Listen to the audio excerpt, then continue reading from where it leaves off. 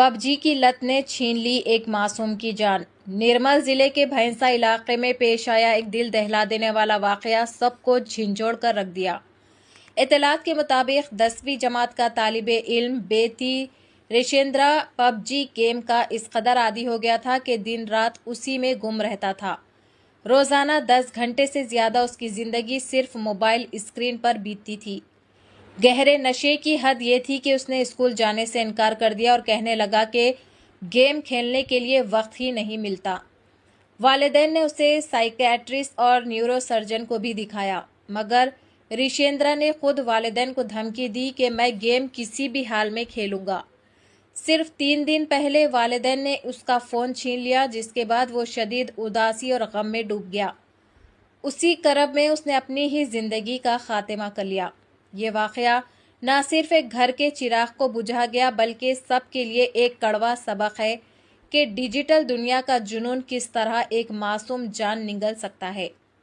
माहिरीन का कहना है कि वालिदैन को बच्चों की स्क्रीन लाइफ पर कड़ी नज़र रखनी चाहिए ताकि ऐसी अलमनाक वाकयात को रोका जा सके।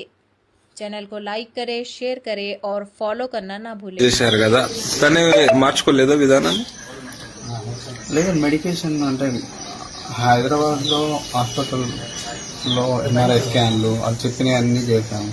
ఇక్కడికి వచ్చిన తర్వాత నిర్మల్లో మనోవైద్యం డాక్టర్ బంగారు సుధీర్ గారు, ఇది న్యూరో సైకియాట్రిస్ట్ ఆయన దగ్గరికి వెళ్ళాము. కౌన్సిలింగ్ అయింది, బట్ స్టిల్ అతని దగ్గర కూడా వాదించాడు. నేను పబ్జీ డైలీ 10 hours ఆడతాను. డాక్టర్ చెప్పాడు 1-2 hours ఆడు బాబు అన్నాడు. కానీ ఆడ ఇంటికి అంటే అరగంటగా మాట్లాడతాడు డాక్టర్కి, నాకు 10 hours కావాలి. ఆ 10 hours మాట్లాడింది డాక్టర్ దగ్గర చెప్పేసరికి ఇంటికి రాగానే నేను డాక్టర్కి చెప్పేశాను 10 hours, నేను 10 hours ఆడతాను. కానీ 10 hours కూడా ఆగలే, కంటిన్యూగా ఆడుతున్నాడు, మోర్ దాన్ 10 hours.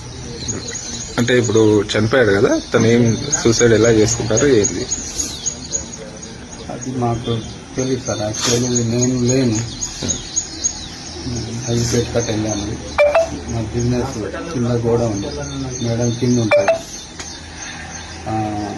ఆడ రూమ్లో ఉంటాడు.